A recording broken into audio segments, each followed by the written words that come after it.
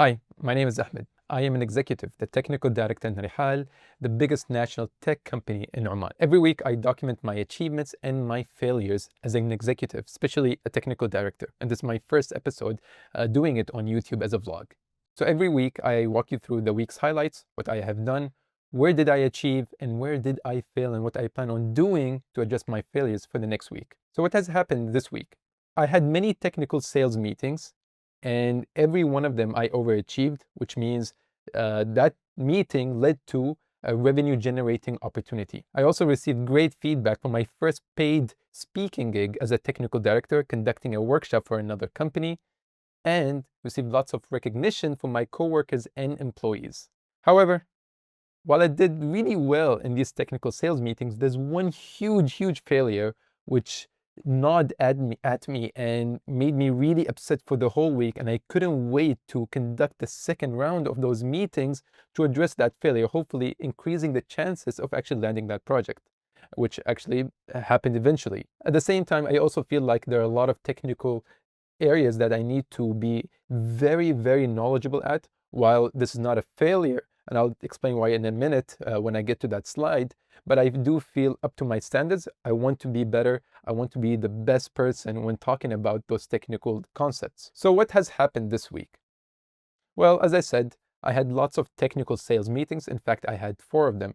A lot of them were very confrontational, meaning the other side was not only interested in knowing what we have to offer them, but more importantly, why we stand out against other competitors in the same area. So we were really challenged in our technical expertise and in our technical offering.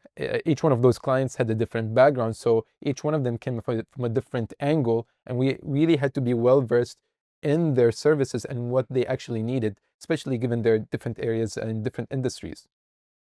And this required lots of preparation. In fact, one of the meetings required about 10 to 20 hours of preparation. So it was not straightforward.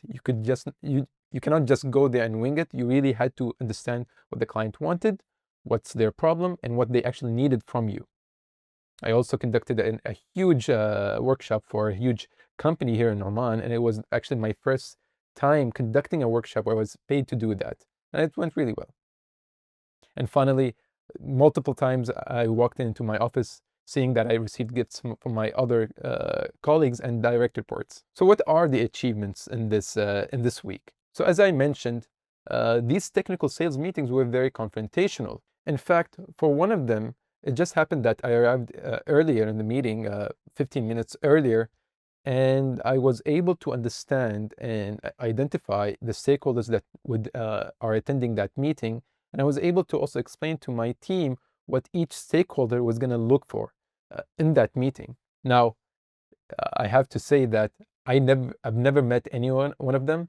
I was just able to understand their role in their organization, and I was able to correctly assume what each person would do in that meeting. Knowing that, I explained that to my team members, especially the technical guys, because what I noticed, people with technical backgrounds are not well versed when it comes to sales meetings. So I told them, hey, look, you're going to be challenged in that meeting. It might feel very personal. They might look down upon you, but it's not personal. It's just for them to feel safe and to feel reassured that you are the right person. You understand what you're talking about. And as a result, the services, the solutions that we are offering are actually the correct one for them. Now, that meeting went wonderfully. Uh, it was like a light bulb that went inside my team members, and they were up to the task. They were able to explain everything. They were able to stay calm when they were when the meeting heated up, when they were challenged. And eventually we walked away with lots of praises and compliments, and also asking us to come to the second round, or to conduct a second round where they would talk about different areas that they were just not able to address in the first meeting. I'm also very proud about the AI workshop that I conducted, because it was my first time actually getting paid to do that in my company. So in my company, different stakeholders and different executives get paid to do this. It was my first time, and I had to spend, because it was my first time, I had to spend more than 15 hours to prepare for, even though what I was talking about, which is the AI and large language models, was something I was well versed in, but I just wanted to make sure that I understood everything that I was going to speak about in that event. Again, why? I was getting paid, while it was not a huge amount, but still it felt like I needed to be up for the job. And what also made it challenging was that I had to explain technical concepts to non-technical audiences. And this is challenging because you really need to understand the technical concepts so well that you can address any question that might come from a non-technical audience, but you're also able to explain it in a way that they will comprehend it, but also understand how it relates to their work. And thankfully, I mean, thank God that it actually went that way, because I received great feedback after the workshop, and this is a picture from that workshop. And finally, I'm very happy about receiving recognition, appreciation from my colleagues. I'm not happy about the recognition itself, but I'm just happy that what I do brings value to others, and it's so valuable for them that send me gifts or they recognize me online. This is just an example of a few things that I've received from my colleagues in that week. It was a personal book that they highlighted on, and also somebody posted on LinkedIn that my words of encouragement helped them in staying focused and working hard in achieving a certain technical certificate that was very challenging for them. Again, the post itself is not the achievement. The achievement is just having value and that sort of impact on people. But where did I fail during that week? So the same technical meeting that we have done so well in, and it led to that revenue generating opportunity, there was a small portion of it where I felt like I did not do a good job. In fact, to be honest, I feel up to my standards, I have failed. So towards the end of the meeting, they had a few questions for us. Um, and the question was not phrased well. And each time where I would answer that question, it seems like I did not hit the mark. So they repeated the question in different ways to help us understand what they were trying to address with that question. Now, eventually I did understand what they wanted, and we agreed to address it in more detail in the second interview. However, I felt like that did not leave a good impression on me in understanding the client and the other stakeholders. Because again, as an executive, you are required and you are expected to understand people with their needs, with their different backgrounds, and I have not done that. And the reason why I have not done that, or I have not achieved that, because I was very, very, very quick in answering their question rather than just staying quiet and really actively listening to what they had to say and what they were trying to mean or address with their question.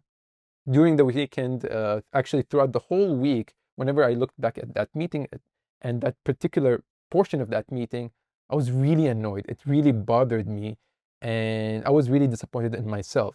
And I promised myself in the next meeting, should that happen again, I would do my absolute best in staying quiet, which when that actually happened, I did stay quiet and it left a very good impression. But that's a topic for another video. And another area of improvement is, this is not a failure, but I was called an expert, a technical expert from a client that I helped with another project. And I was able to address their technical challenges and coming up with the best technical solution for them. And it's paying off. So they called me an expert, which I feel very happy about, but I don't feel, I feel like for my standards, I need to do better. I need to be well versed in every technical area that I oversee.